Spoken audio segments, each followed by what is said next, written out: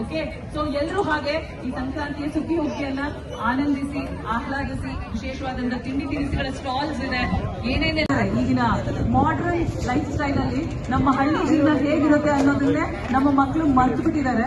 So ಅದನ್ನ ಮತ್ತೊಮ್ಮೆ ಎಲ್ಲರಿಗೂ ನೆನಪು ಮಾಡಿಕೊಡುವಂತಹ ಕೆಲಸವನ್ನ ನಮ್ಮ ಸಚಿವರು ಪ್ರತಿ ವರ್ಷ ಮಾಡ್ತಾ ಬಂದಿದ್ದಾರೆ. ಹಾಗೆ ಈ ವರ್ಷನೂ ಸಹ ಅವರು ನಮ್ಮ ಎಥಿಕ್ಸ್ಗೆ, ನಮ್ಮ ವ್ಯಾಲ್ಯೂ, ನಮ್ಮ ಕಲ್ಚರ್ ಎಲ್ಲದಕ್ಕೂ ಎಷ್ಟು ಬೆಲೆ ಕೊಡ್ತಾರೆ ಅಥವಾ ಎಷ್ಟು ಪ್ರಾಮುಖ್ಯತೆ ಕೊಡ್ತಾರೆ ಅನ್ನೋದು ಇದರಿಂದ ಗೊತ್ತಾಗ್ತಾ ಇರುತ್ತೆ.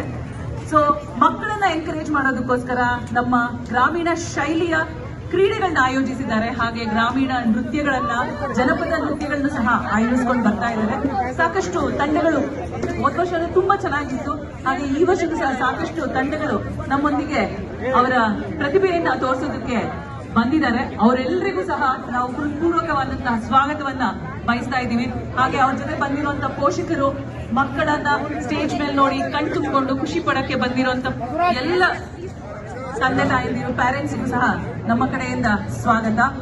ಹಾಗೆ ನನ್ನ ಕೋ ಗೈಡ್ ಇವತ್ತು ಪ್ರಿಯಾ ಇದ್ದಾರೆ.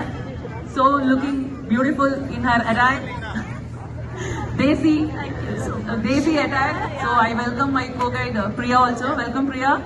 Welcome to you.